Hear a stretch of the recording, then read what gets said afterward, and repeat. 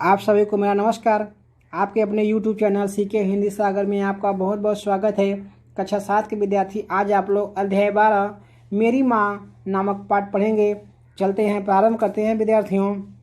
11 वर्ष की उम्र में माता जी का विवाह कर शाहजहाँपुर आई थी।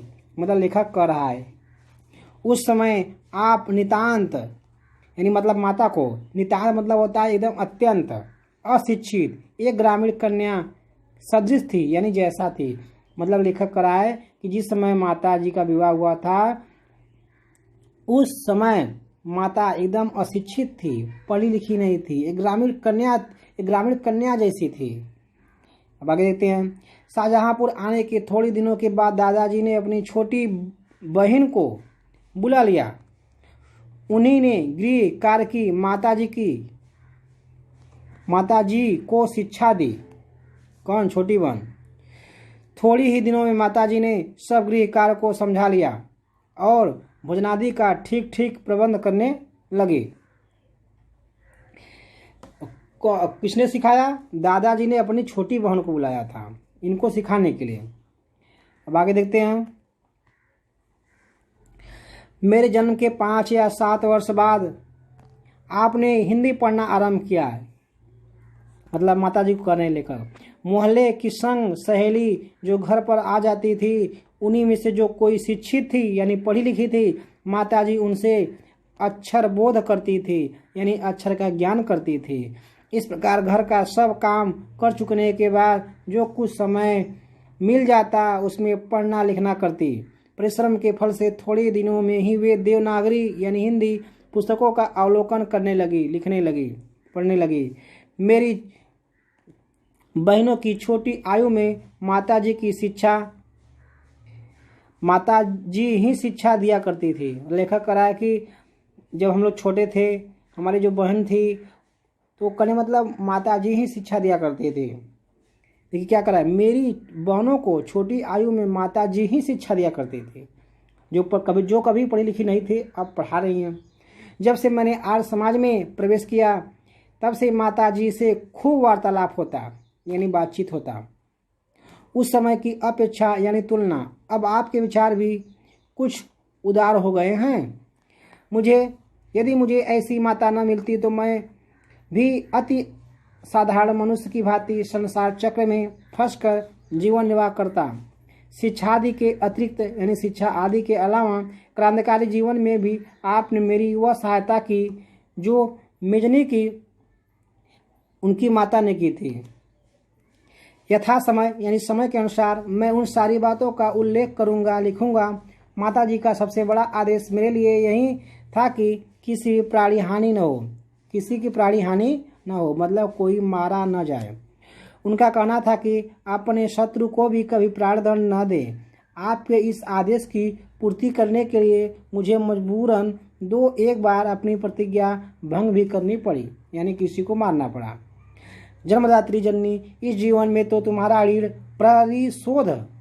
परिशोध करने के प्रयत्न करने का भी अवसर न मिला।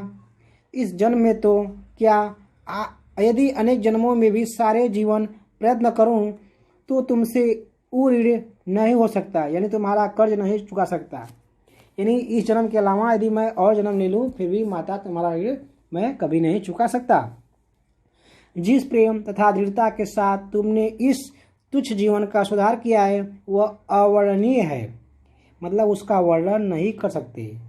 मुझे जीवन की प्रत्येक घटना का स्मरण है कि तुमने किस प्रकार अपनी दैवी वाणी का उपदेश करके मेरा सुधार किया है, मतलब मुझे बनाया है। तुम्हारी दया से ही मैं देश की सेवा में संलग्न हो सका, यानी लग सका। धार्मिक जीवन में भी तुम्हारे ही आगे देखेंगे प्रोत्साहन ने सहायता दी। मैंने जो कुछ शिक्षा ग्रहण की उसका भी श्रेय तुम्ही को है। जिस मनोहर रूप से तुम मुझे उपदेश करती थी उसका स्मरण कर तुम्हारी स्वर्गीय मूर्ति का ध्यान आ जाता है और मस्तक नत हो जाता है, यानी झुक जाता है। लेखक करे अपनी माँ को, तुम्हें यदि मुझे ताड़ना भी देनी पड़ती तो तुमने प्रेम भरे शब्दों में यही कहती, मतलब कुछ कहना होता तो यही कहती, तुम्हें जो अच्छा लगे वह करो, किंतु ऐसा करना ठीक नहीं, इसका परिणाम अच्छा न होगा। मतलब माता ऐसे बोलती थी। जीवनदात्री, जीवन देने वाली, आत्मिक, धार्मिक तथा सामाजिक उन्नति में तुम ही मेरी सदैव सहायक रही।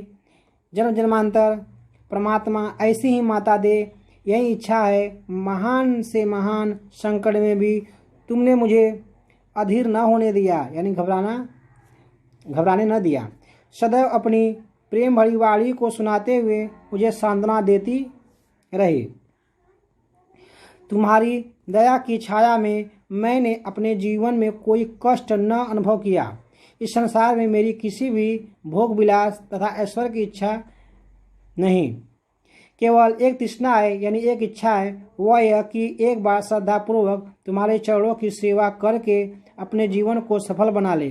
किंतु यह इच्छा पूर्ण होती नहीं दिखाई देती और तुम्हें मेरी मृत्यु का दुखद समाज सुना जाएगा।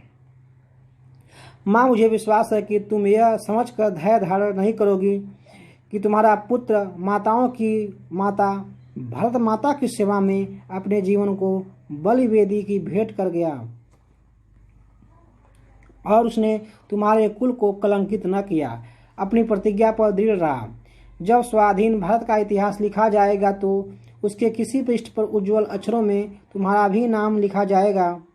गुरु गोविंद जी की धर्मपत्नी ने जब अपने पुत्रों की मृत्यु का संवाद सुना तो बहुत हर्षित हुई और गुरु के नाम पर धर्म रक्षार्थ अपने पुत्रों के बलिदान पर मिठाई बांटी थी।